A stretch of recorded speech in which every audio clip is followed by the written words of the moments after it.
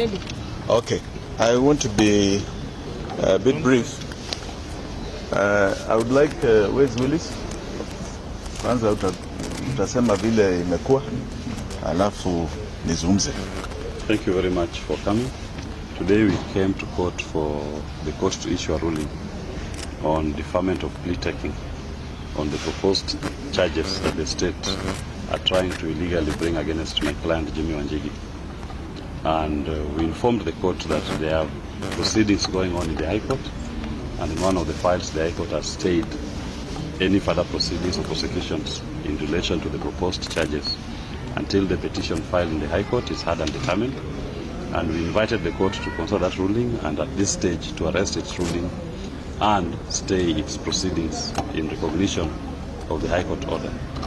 We did also inform the court that the matter in the High Court is coming up on the 19th of September, and that we can report back to court on what the position of the High Court is once it considers these matters, and the court has acquiesced to that request. So we are coming back on the 26th of September for further directions. But I must say this, it is important that we note that we are operating within the purview of the rule of law, and as opposed to acting Inspector General of Police Convict Masiangeli, we obey court orders as and when they are issued. Convict Masiangeli is a notorious abuser of the court process. He doesn't respect court orders. He disobeyed 7 court orders. He has been convicted. He is supposed to be sentenced tomorrow.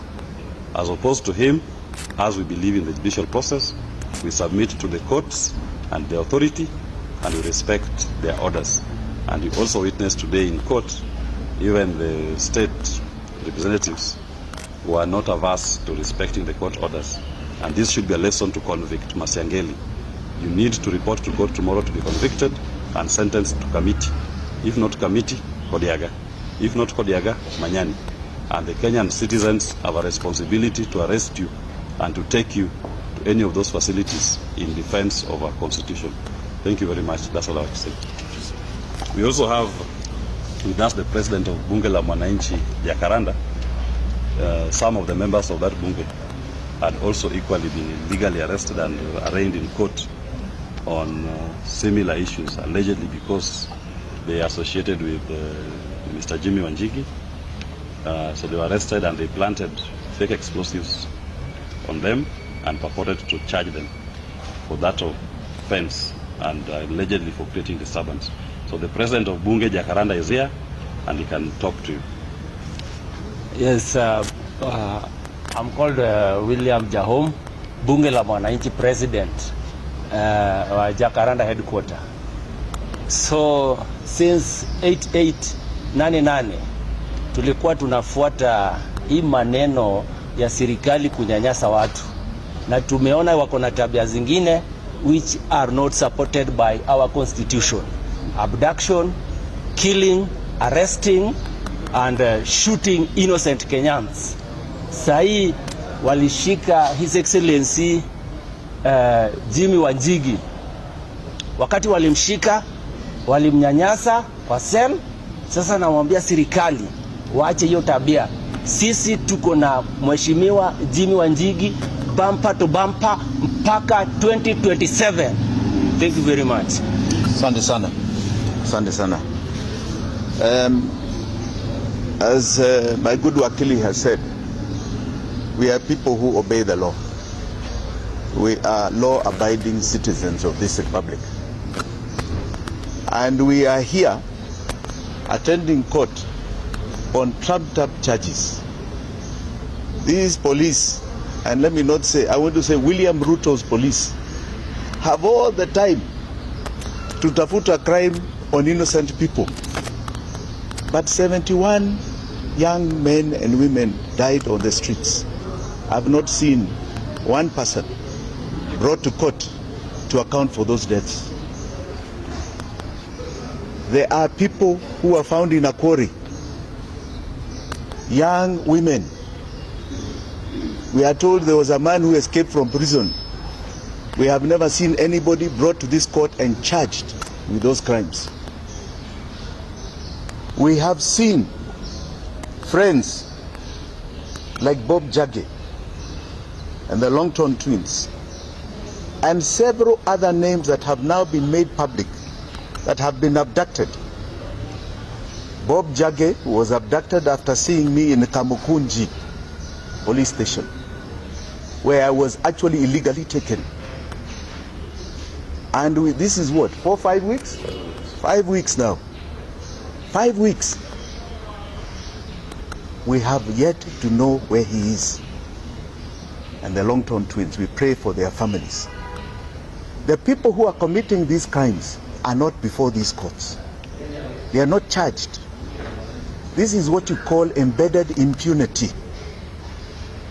And that impunity is being perpetuated by one William Samoei Ruto, who has decided the Constitution is not his true north. He will not follow it. He will ignore it. He will ignore the oath that he took. This is a delinquent of the Constitution in power.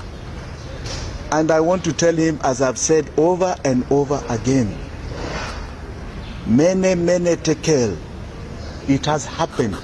No matter what you do, no matter what you try and do, your time to rule, to govern this country is over. It is over. And the country is coming for you, not just Jimmy. We are coming for you because you are a delinquent of our laws. It is actually a shame to imagine you as a president of this great republic. You do not represent who we are, our values, our true essence of Kenya. You do not. And because of that, know that your time and the time for honoring yourself is very soon coming to an end. Asanteni sana. Maybe just a question before you leave. We know that there are 70 children who are missing. And you've spoken about the Yes. government not following up. What can you say about it? Yes, I saw the DCI trying to respond to those claims that those are children who did not come to school. I think we know the credibility of that DCI now. Yeah? There are people who come and plant fake evidence. There are people who have been part of killing Kenyans here. I want to tell that DCI, we do not believe you. Those mothers who are crying for their children are not crying out of emptiness.